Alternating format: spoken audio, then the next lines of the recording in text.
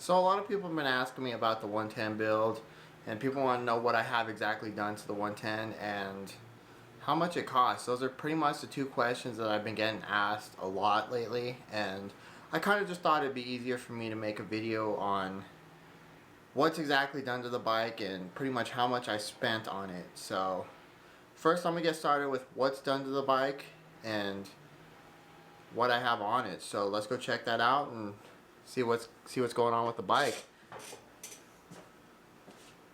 So starting here at the bars, we're running the ODI 50 style bars, also known as the DBK bars.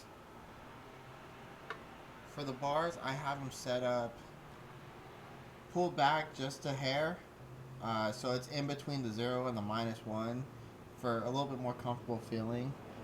I also did not do any trimming to the bars, so they are exactly how they come straight from ODI. They're actually fairly wide, but I also honestly just prefer the wider bars. Throttle side of the bars, I'm running exactly how this is set up stock. I know a lot of people like to run the start and kill switch down here, like under the crossbar pad or down here. You know, it helps for racing so people don't turn them off, is what I heard. But for me, I'm not doing much racing with this thing. I'm kind of just riding it around, having fun.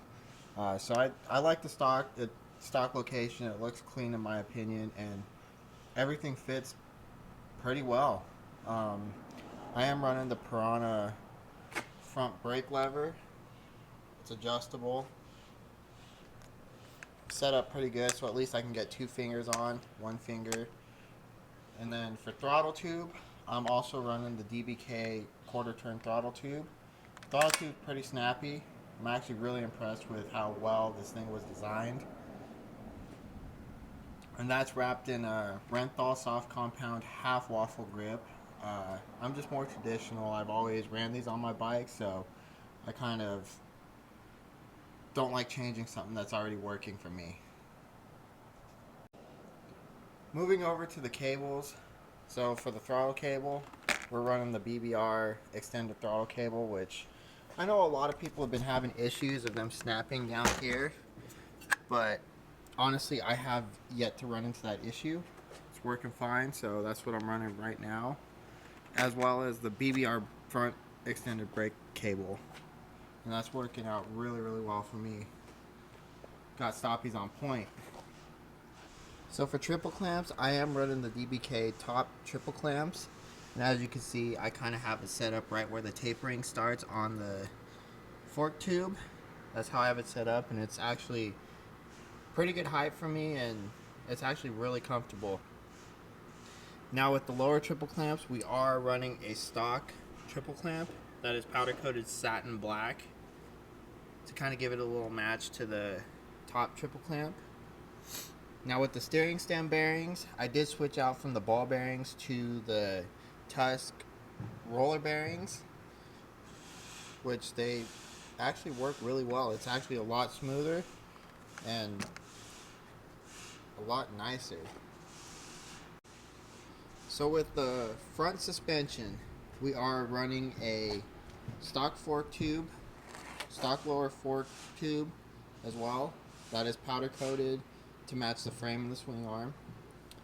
But the internals on this, we are running the BBR dampening rods as well as the BBR springs.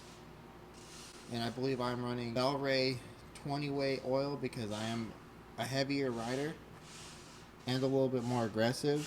So that's what we're running as front suspension. Coming in at the front wheel, we are running the stock hub.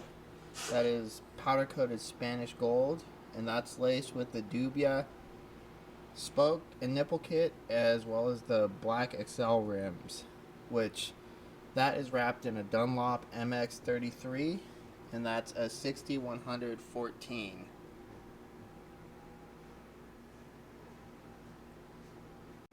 Now coming on to the plastics and body of the bike, I'm running stock plastics as they came straight from Honda. I threw a graphics kit from Dirt Rider Designs, so if you guys are looking for any sort of graphic kits, check out their website down below.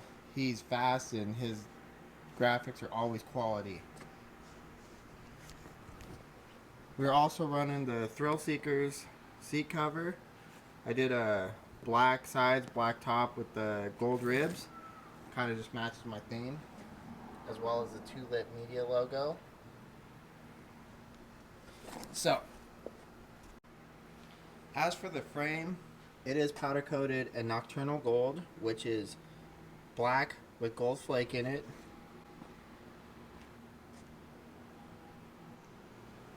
As for the motor is completely stock internally.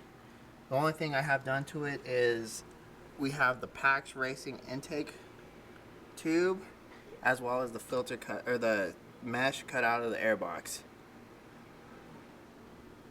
Coming down here, we are running the Pro Circuit shifter.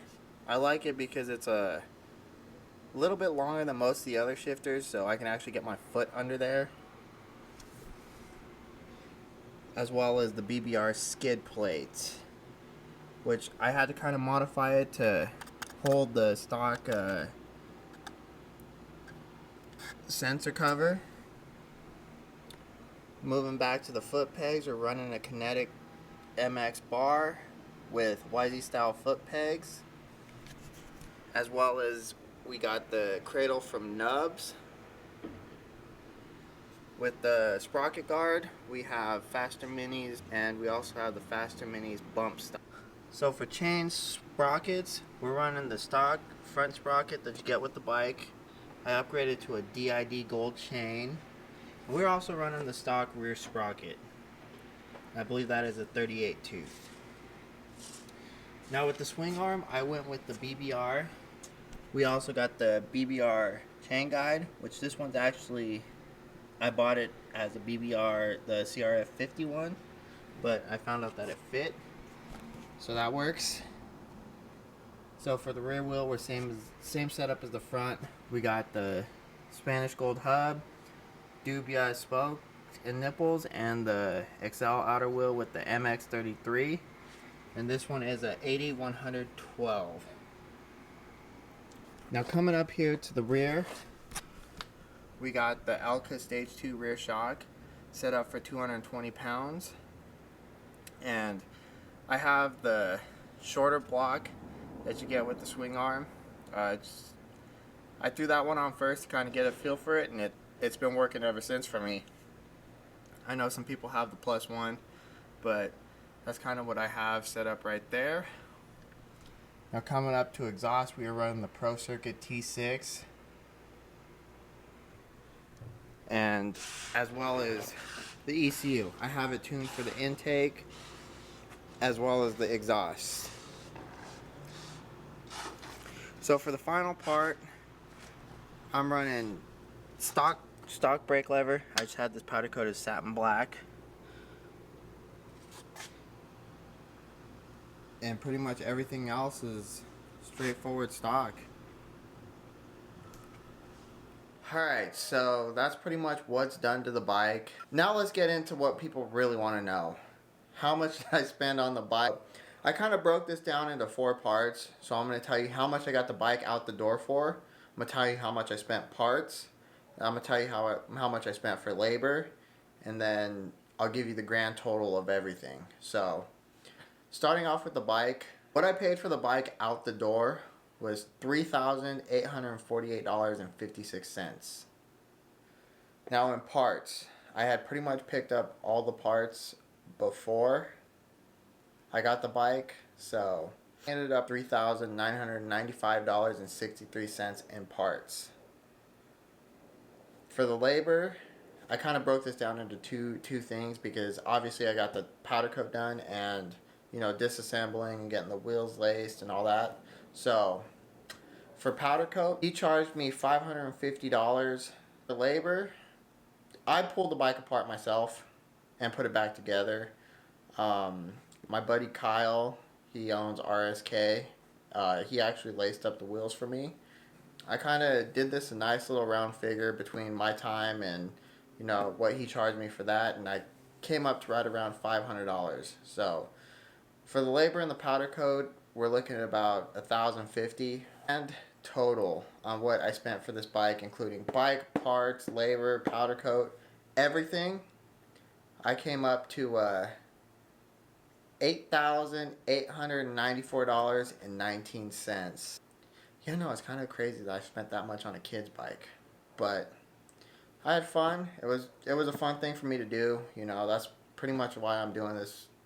Did that build and doing this whole YouTube because I have fun doing it. So if you guys want to see some more builds, if you guys want to see some more moto content, hit that subscribe button. I'm going to be dropping more videos, hopefully every Friday. Last week was a little rough, but now I'm going to get back on the schedule, so every Friday. So if you guys want to see the next build, which is obviously going to be my 450, we're going to get it matching the 110. So stay tuned for that. If you guys are interested, give this video a thumbs up if you guys like the video. Give it a thumbs down if you think I spent way too much on a kid's bike. But until next video, peace.